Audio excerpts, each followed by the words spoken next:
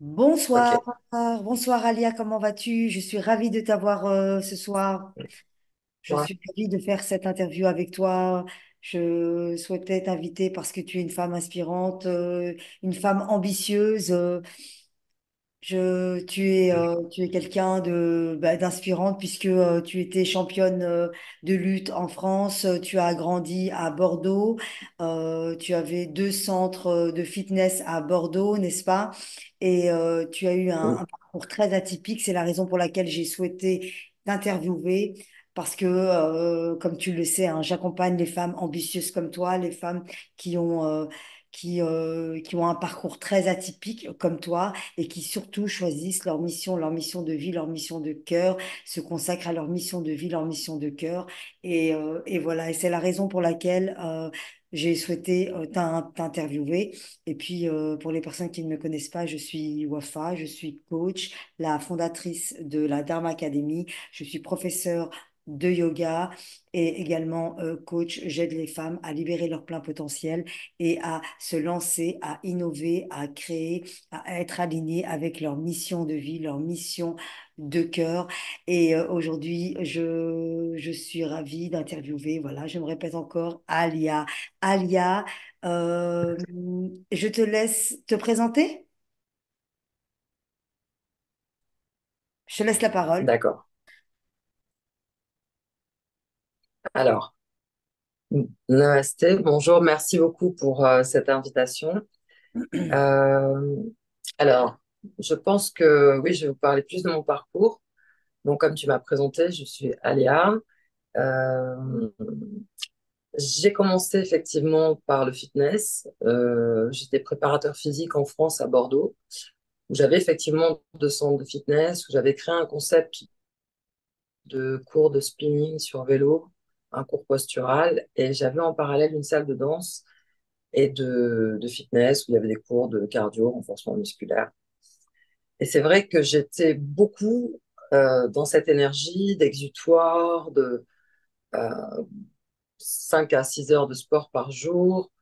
Donc j'étais, si on peut dire, sous endorphine, parce que le sport à un degré élevé, c'est quand même une drogue. Une drogue saine, certes, mais comme je disais, même une Ferrari, elle n'est pas faite pour rouler à 300 km/h tous les jours. Donc, c'était quelque part, après, avec analyse, certainement une forme de fuite, ce besoin de se défouler, ce besoin de... Et puis cette culture qu'on a en Europe, en Occident, de il faut souffrir pour être belle, les femmes. J'ai envie d'insister là-dessus. Non, il faut pas souffrir pour être belle, il faut s'aimer pour être belle. Il faut avoir conscience de son potentiel, de sa singularité, du fait qu'on est unique, tout ça. Oui, ça, oui. Euh, ma vie m'a amenée en Inde, en fait, pour rien vous cacher, mon ex-mari avait ses affaires là-bas.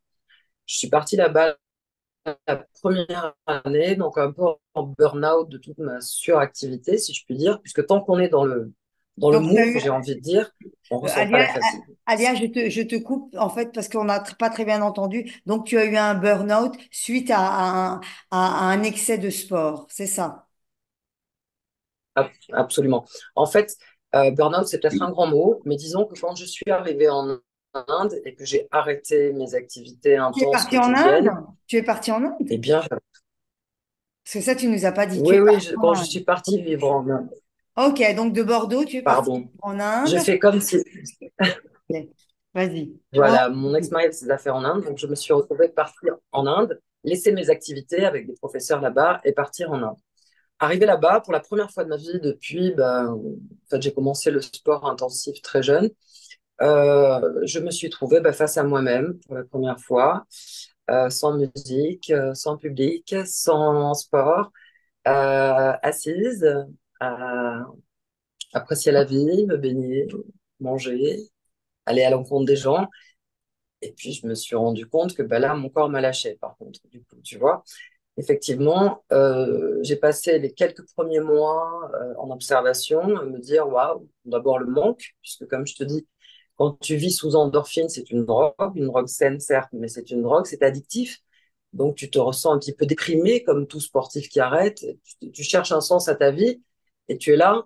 Et je me suis dit, voyons, je ne suis pas là par hasard. J'avance en âge, enseigner, c'est bien, mais tu peux suivre des cours jusqu'à très âgé, mais à partir de 35 ans, c'est l'âge du déclin, il faut être réaliste. Tu ne récupères plus de la même manière. Donc, tu te dis, voyons, je veux continuer à enseigner toute ma vie, je ne veux pas m'épuiser et donner de ma personne comme je pouvais le faire à 20 ans. Maintenant, je suis certainement là pour quelque chose. Moi, je crois beaucoup, en fait, je ne crois pas au hasard, et ce depuis très longtemps, avant même d'aller en Inde. Et je me suis dit, je suis là pour quelque chose. Maintenant, j'ai quelque chose à prendre ici, bien sûr. Effectivement, c'est là que j'ai commencé à pratiquer le yoga et à me rendre compte avec effroi, tout d'abord, en tant que sportif de haut niveau et que professeur de fitness, je ne savais pas respirer. Première chose. Donc, je suis arrivée au yoga réalisant que ben, j'avais pas Malgré changé. que tu as consacré toutes tes années dans le sport, hein, Absolument. tu es quand même championne en France, championne de lutte. Tu étais quand même, enfin, Ouais. une Ouais, j'ai acharnée fait de beaucoup de fitness. sport de combat. Et Ouais, malgré sport de ça, tu ne combat et savais pas danse respirer. depuis. Incroyable. C'est-à-dire que voilà, je vois ma professeure qui demande aux gens d'inspirer sur 10 secondes. J'ai l'exemple, bloquer la respiration. J'ai tous mes Indiens qui sont comme ça et moi je suffoque. Oui. Moi j'étais très bien dans l'inspiration, tu vois, mais pour lâcher prise, c'était difficile. Donc là, je mets le doigt sur quelque chose qui, effectivement, qui est à travailler et je le travaille et ça débloque effectivement beaucoup de choses chez moi. Ça débloque beaucoup de choses et ça me donne envie d'aller plus loin dans ma pratique. C'est à ce moment-là que j'ai intégré le Krishnamacharya Yoga Mandiram, qui est l'école dédiée à l'enseignement de Krishnamacharya, Tirumala Krishnamacharya. Et ça, Je fais c'était une en première Inde. formation C'était en en Inde. Inde, absolument à Chennai précisément, dans le sud de l'Inde.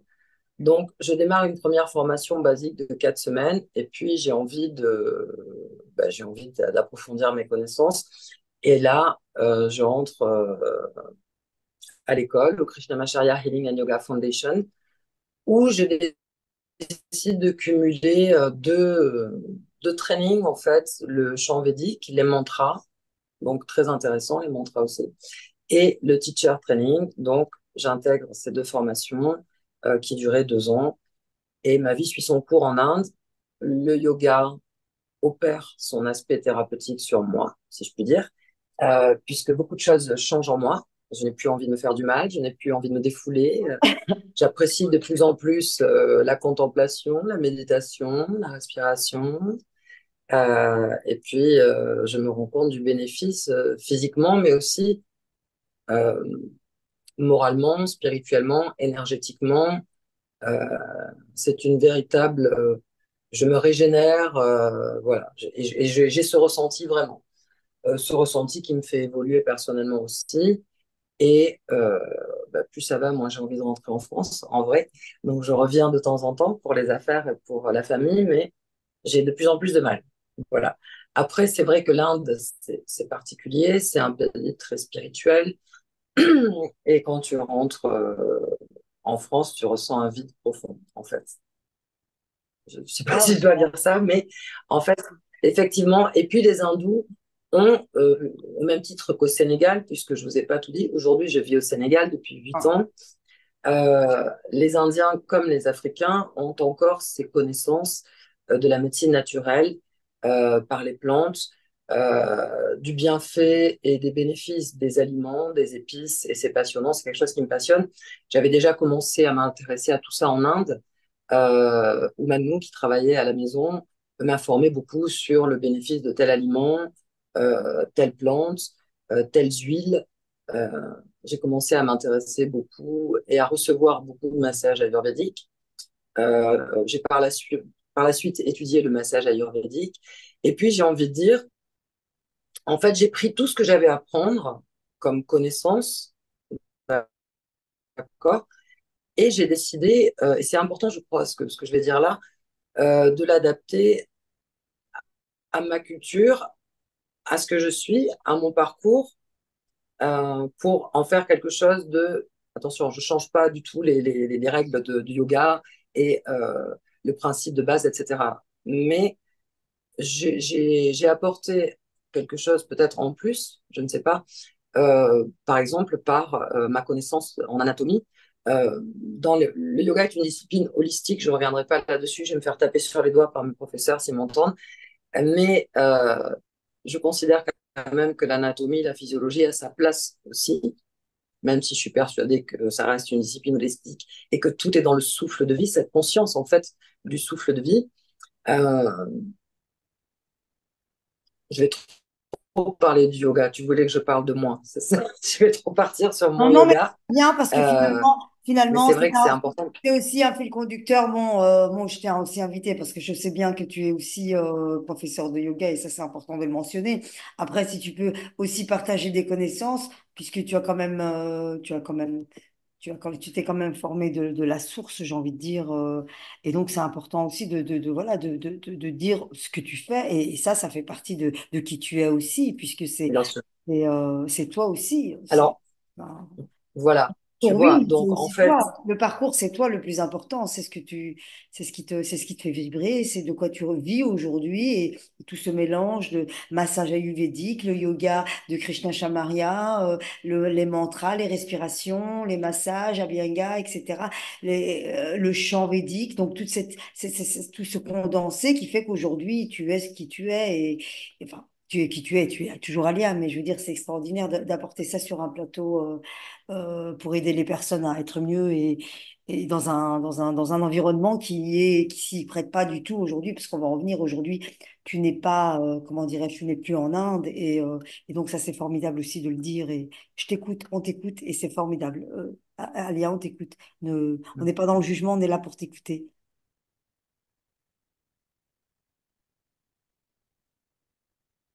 est-ce que tu m'entends? Tu m'entends? Ok, voilà. Donc, je disais, effectivement, par rapport au yoga, euh, je pense que beaucoup de gens sont une fausse idée de ce que c'est que le yoga. Moi, je suis arrivée ici au Sénégal. Je vis au Sénégal maintenant depuis un peu plus de 7 ans. Enfin, 7 ans, oui, 7 ans. Et les gens, effectivement, ici, le yoga pensaient que c'était... Tu sais, j'ai fait des émissions ici pour la télé, on me disait, fais la position. Le yoga ne se résume pas à ça, quoi. Je veux dire, c'est déjà prendre conscience de son souffle de vie dans sa dimension holistique. À partir de là, j'ai envie de dire, magic happens, la magie opère.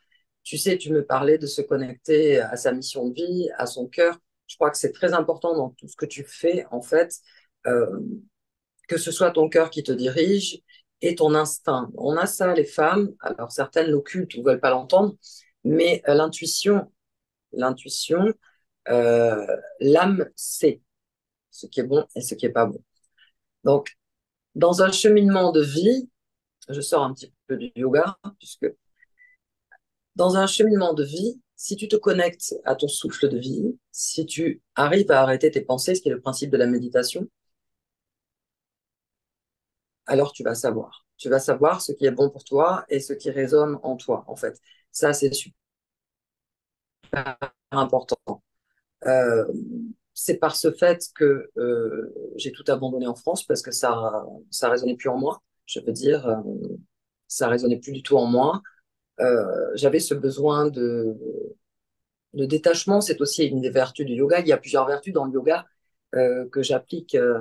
Je les applique peut-être pas toutes. Je suis pas un acharya, un grand maître. J'essaie d'être un gourou dans la mesure du possible et d'orienter les gens. Mais il y a le satyam tout d'abord, qui est très important, c'est-à-dire, et j'invite toutes les femmes à appliquer cette règle, c'est-à-dire que ce qui est dans ma tête, dans mon cœur et dans ma bouche, c'est aligné. Je ne vais pas dire quelque chose et penser autre chose ou avoir quelque chose dans mon cœur de contrarié. Non, ça, je ne peux pas le faire. Première chose, euh, ça, c'est super important. Si tu veux être sur ton cheminement, écoute ton cœur, pose-toi, respire, analyse ton ressenti, développe ton intuition. La pratique à un degré élevé offre ce qu'on appelle des CDs. Alors, c'est un bien grand mot. Si on le traduit, c'est des pouvoirs. Le premier pouvoir, ça va être la clairvoyance. À partir du moment où tu vois clair et que tu observes les choses sans jugement, quand tu observes quelque chose, tu l'observes forcément avec tes blessures, avec tes traumas, avec ton jugement, avec ton éducation, des fois avec ta religion, avec tout entre en jeu. Mais si tu veux bien observer les choses telles qu'elles sont et écouter ton cœur, alors tu vas savoir qui tu es. Je crois que c'est l'objectif d'une vie, en fait. il y a des gens qui, jusqu'à leur dernier souffle, ne sauront pas qui ils sont.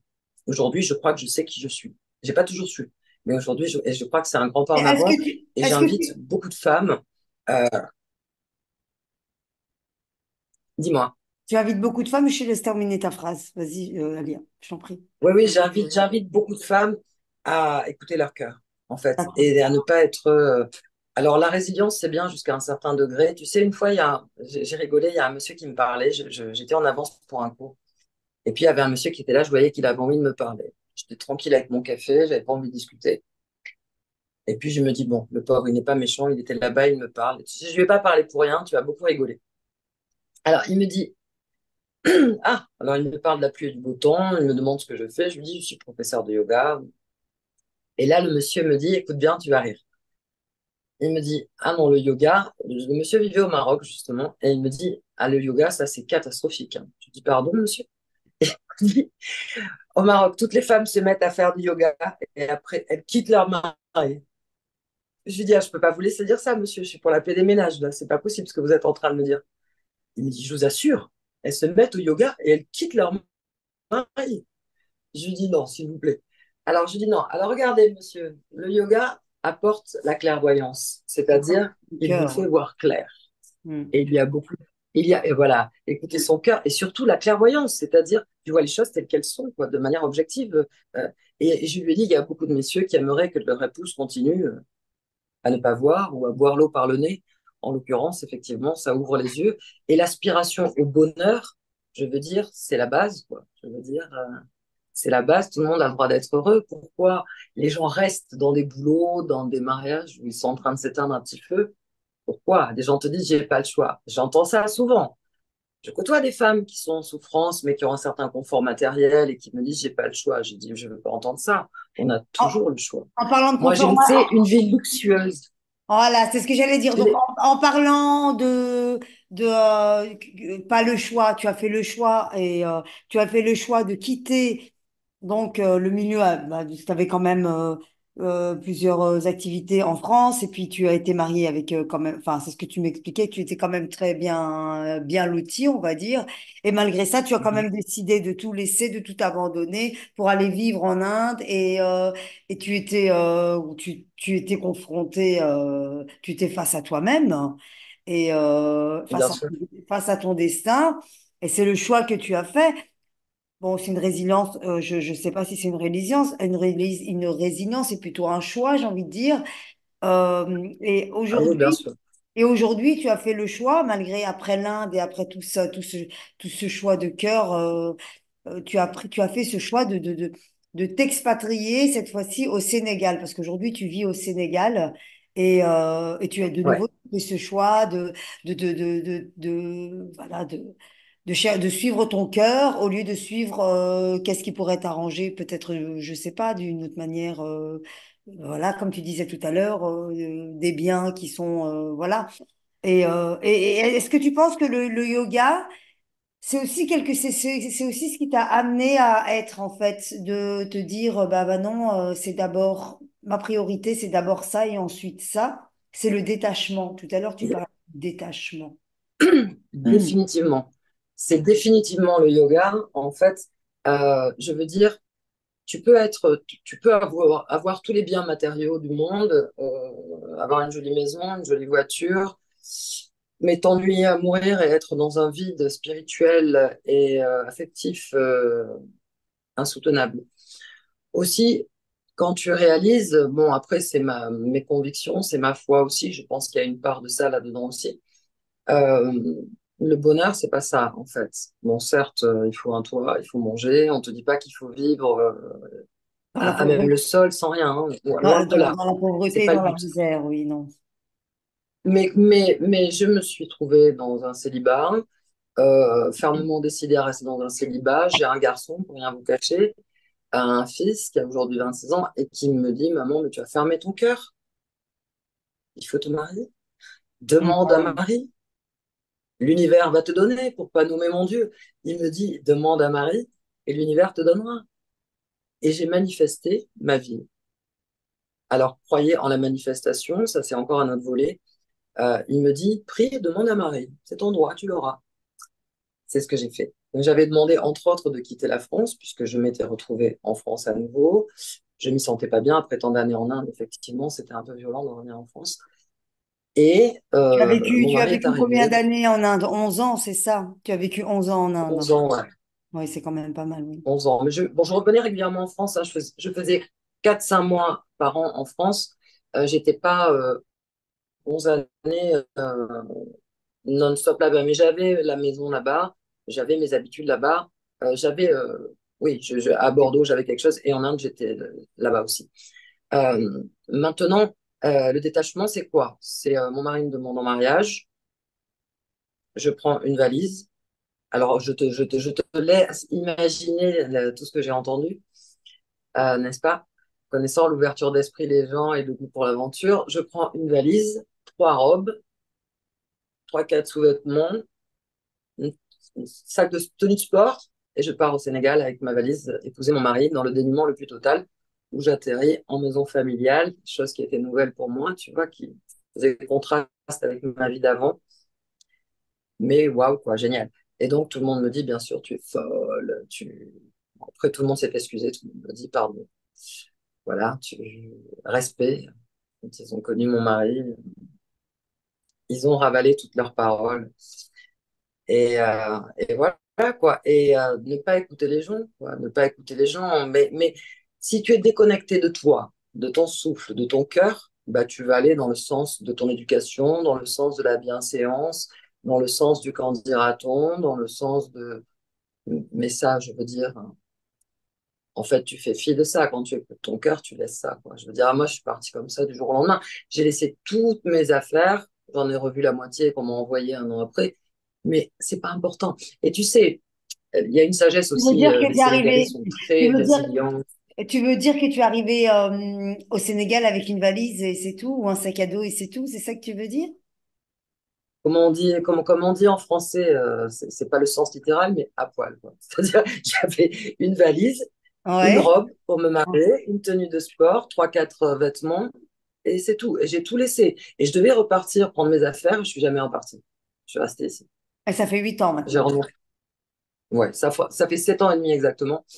Et, voilà, quoi, je veux dire. Et alors, la leçon, puisqu'il y a beaucoup à prendre aussi de l'Afrique et du peuple ici, d'abord, leur résilience qui est waouh, c'est juste incroyable. Rien n'est grave ici, même pas la mort, tu vois. Donc là, il y a beaucoup à prendre d'eux.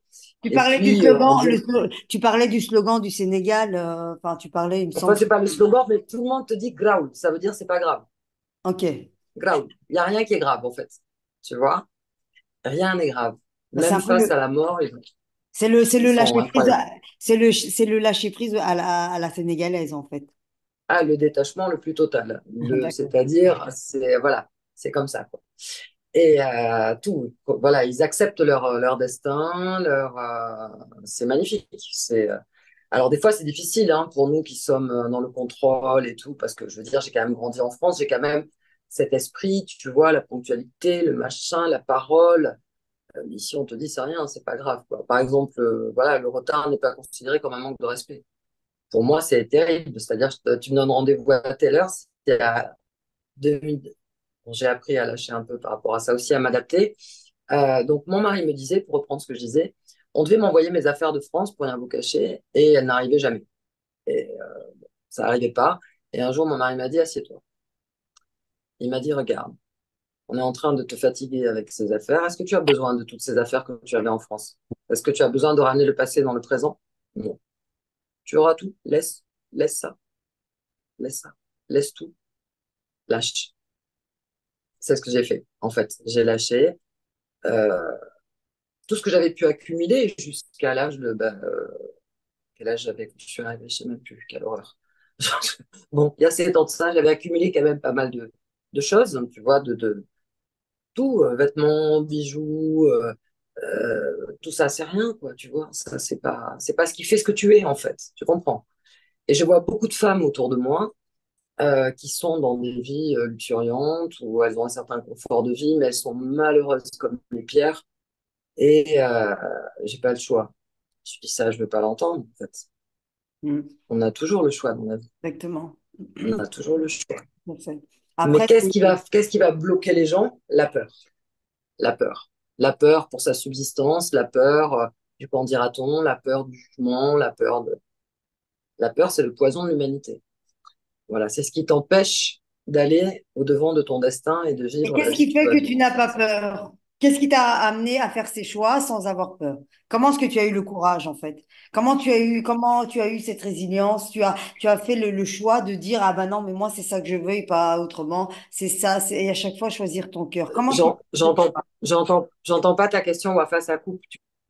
Je disais, comment est-ce que tu J'ai as pas eu. entendu la question, ma belle, ça a coupé. D'accord. Je disais, comment est-ce que toi, parce que tu parles des femmes, beaucoup de femmes ont peur, toi, comment est-ce que tu as fait pour pouvoir justement surpasser ces peurs et te dire, ah ben non, mais moi, je choisis ma vie, je choisis ma destination, je fais mes choix et je m'en fous des qu'en dira-t-on et de tout perdre et de me retrouver avec un sac, avec une valise et des vêtements. Comment est-ce que tu as fait pour Mhm. atteindre ce taux de résilience en fait? Comment est-ce que tu Mais as je pense, bon, fait? j'ai pas un tempérament, bon, j'ai quand même un certain tempérament, de par mes origines peut-être, mais en Bah fait, oui, oui. voilà, j'ai toujours un peu été un peu comme ça, mais ce qui vraiment m'a permis d'arrêter de ne pas avoir peur et d'aller au-devant de mon destin avec confiance, en fait, je pense que c'est réellement la pratique, la conscience de mon souffle de vie, arrêter de gamberger, c'est-à-dire stopper le mental et me connecter à mon souffle et me rendre compte que, effectivement, il y a une chanson de Youssou N'Dour ici, pour citer un chanteur sénégalais, qui dit c'est l'homme qui a peur, sinon il n'y a rien. En fait, tu vois, je veux dire, une fois que tu te connectes à toi, alors qu'en plus tu as la foi et que tu crois, si tu as la foi, tu crois en cette protection. À partir de là, tu la ressens dans ton quotidien. Euh, voilà. Bon, moi, je suis croyante. Euh, Il y a des gens qui croient en l'énergie universelle, ils croient en ce qu'ils veulent. Mais moi, ma foi me permet de me sentir protégée. À maintes reprises, je me suis sentie protégée dans des situations. Donc, à partir de là, j'ai appris aussi des rituels de protection. Donc, du coup, tu dirais que Pas te casser. donc, en fait, pour répondre à cette Quand tu es question, c'est la foi, du coup. C'est la dans foi. la foi et la conscience de moi, et Mhm. puis faire taire le mental, c'est-à-dire ne pas écouter les gens qui me disent, mais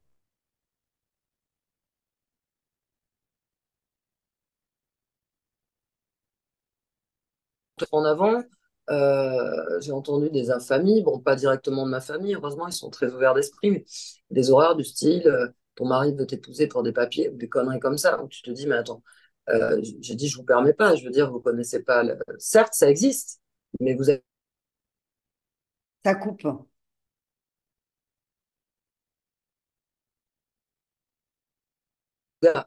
Peut-être que j'avais déjà un petit peu ce quelque chose de voir clair, d'observer, de par mon métier où je travaille avec l'humain, où j'ai l'habitude d'observer, de voir un petit peu les gens.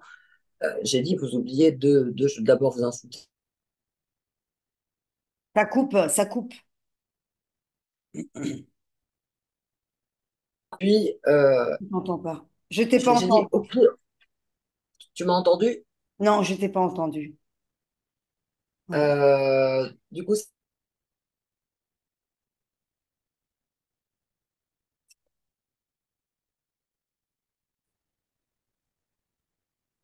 tu m'entends? Ah là, maintenant, je t'entends. Oui, qu'est-ce que Ok. tu disais? Tu disais que... oui, je t'écoute. Dis-moi, je sais plus où ça s'est arrêté en fait. Dis-moi. Bah, que finalement, t'as été, enfin, que le mental, la conscience de ton mental, la conscience de ton souffle, la foi a fait que tu as pu surmonter tout ça parce que tu es passé par finalement, par des épreuves, le mariage, te marier avec un Sénégalais, t'as aussi vécu des challenges parce qu'il y a beaucoup de gens qui ont dit que c'était te Par donner intérêt. par intérêt, alors que pas du tout, parce qu'aujourd'hui tu vis au Sénégal et que tu es là déjà depuis 8 ans marié. Enfin voilà, toutes ces choses-là ont fait que tu t'es surpassé et que tu n'es pas rentré tu as surpassé tous ces jugements et que tu as choisi ta vie, ta carrière Bien professionnelle. sûr. J'ai envie de parler de ta carrière. Aujourd'hui, qu'est-ce que tu fais maintenant au Sénégal? Donc, tu as créé ta propre méthode. C'est ça, en fait, Oui, tu crées ta propre méthode. Tu es aligné avec ta propre absolument. méthode. C'est d'accompagner des personnes dans le cadre grâce à toutes les formations donc que tu as eues. Aujourd'hui, c'est donc la préparation physique, le yoga, massage Ayurvédique, ayurvédique, Abhyasa aussi. Abhyanga, Abhyanga. Abhyanga, oui, là. Euh, et alors, euh, et alors le yoga, Mais euh, alors, par contre, aujourd'hui, j'ai développé aussi autre chose. En fait, j'interviens beaucoup, je fais des séminaires et des ateliers en entreprise. Je me cible pas mal en ce moment sur le bien-être au travail. Donc, dans les entreprises, dans les ONG, euh, les contraintes mécaniques liées aux activités assises, par exemple, tu vois. Également, le stress, la gestion du stress, le travail sur ordinateur, au téléphone, apporter des solutions de confort, tu vois. Voilà, je fais des ateliers comme ça, gestion du stress et des contraintes mécaniques au sein des établissements, des entreprises, des ONG. C'est quelque chose que je développe pas mal et j'ai de la demande pour ça. Euh, les gens prennent conscience maintenant que pour qu'une entreprise ou une organisation fonctionne, eh ben, il faut une cohésion de groupe, il faut que les gens soient bien. Euh, donc, des choses basiques, apprendre aux gens à s'asseoir sur une chaise. Les gens s'assiedent sur leur fessier avec le dos rond toute la journée. Résultant, il y a des ouais. problèmes de dos. Donc, tout simplement, leur demander de s'asseoir sur le haut des cuisses et non sur les fesses. Déjà, ça permet d'avoir une colonne en place. Voilà, j'enseigne de la posture, Des des techniques, exercices thérapeutiques de d'accord. travail. Et alors, donc, du coup, Voilà. ça te permet, aujourd'hui, tu as créé ton propre truc à toi. Ça te permet de vivre au Sénégal et d'être expatrié là-bas, d'être en paix, d'être bien avec toi-même, aligné avec les choix que tu as faits. Et puis, qu'en dira-t-on? Voilà, tu es une femme qui est ambitieuse, qui a un esprit positif, j'imagine, puisque pour faire tout ça, tu as toujours eu, cette force de chercher des solutions et pas te focaliser sur des problèmes. Et ça, c'est extraordinaire. Et voilà, et un parcours extraordinaire. Moi, je suis très contente de t'avoir entendu. Je trouve que tu es une femme inspirante, qui mérite d'être Merci. écoutée, qui méritait d'être vue, écoutée. Et Merci. je suis juste une personne, je veux dire, je me prends pas pour, enfin, je dis ça, mais c'est parce que c'est une personne, j'avais envie de te mettre en lumière. Et tu Merci. mérites, et je pense que ça va en inspirer plus d'une. Et, euh, et donc voilà. Et si aujourd'hui tu devais, en une phrase, parler à quelqu'un qui hésite encore, qui hésite de faire des choix, qui hésite de choisir son chemin, sa propre route, sa carrière professionnelle, qu'est-ce que tu pourrais lui dire? En une seule phrase ou qui est bloqué parce qu'il y a Ben, quelque je pourrais leur dire d'écouter leur cœur et de croire au miracle. Moi, quand je suis arrivée au Sénégal, je quitte, ben, j'ai pas de travail, hein, j'arrive concrètement comme ça.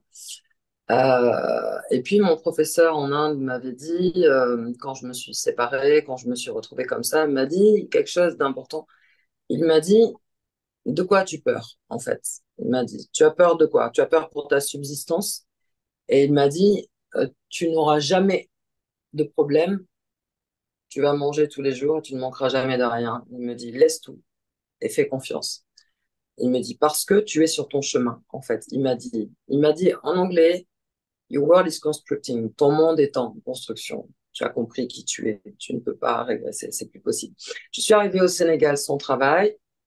Immédiatement, j'ai rencontré des personnes. Mais genre, la semaine suivante, j'ai rencontré une femme merveilleuse. Ça, celle-là aussi, il faudrait mettre la lumière sur elle, qui s'appelle Sabrina, qui était la belle-fille d'une dame qui avait un resort, une propriété là-bas. Et elle m'a dit, elle était enceinte à l'époque, et elle m'a dit, écoute, j'aimerais bien que tu fasses des sunset yoga le matin, le soir, sur la plage. Je te donne l'accès à la plage, on va installer tout ce qu'il faut et tu peux faire du yoga pour les femmes enceintes ou pour qui veut venir. Et je me rappelle, je lui ai dit, mais sous quelles conditions tu veux qu'on fasse ça, en fait, sous quelle rétribution? Elle m'a dit, rétribution? Elle me dit jamais. Elle me dit c'est pour toi. Elle me dit je te demande juste de pouvoir participer à la classe. Je lui dis oui, c'est évident. Et au jour d'aujourd'hui, c'est encore mon élève. Elle a eu 2 enfants. Je l'ai accompagnée en yoga prénatal pour ses 2 grossesses. Je l'ai encore en soins, en massage. C'est devenu une très bonne amie. Et puis les portes se sont ouvertes comme ça, tac, tac, tac, tac, tac, Merci, tac. merci Alia merci pour ton témoignage, merci pour voilà ça prouve que finalement quand on choisit le cœur, eh bien le cœur a toujours ses raisons, a toujours sa raison, a toujours raison et c'est formidable parce que finalement ça, ça prouve qu'on doit mettre nos peurs de côté et mettre notre cœur en avant et à Définitivement. l'essentiel. Sans s'arrêter sur des choses qui sont peut-être des futilités et puis voilà.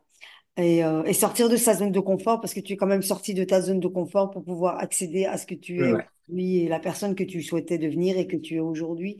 Avec toutes les conversations qu'on a eues, Alia, je, voilà, c'est ce que conclus, c'est ce que j'en déduis aujourd'hui, si je peux me permettre. Et, bien sûr. et voilà. Et Alia, je te remercie. Merci pour cet entretien. Merci pour cette... Merci Que la beaucoup. lumière soit sur toi. Namasté. Et, Amin, merci, namasté. et je te Et je souhaite... vous attends au Sénégal Oui, oui, on va en discuter. On en bientôt. discutera nous plus tard, oui. À très bientôt, Alia. Ciao, ciao. Au revoir. Avec Namasté. plaisir. Merci, Wafa. Merci, madame.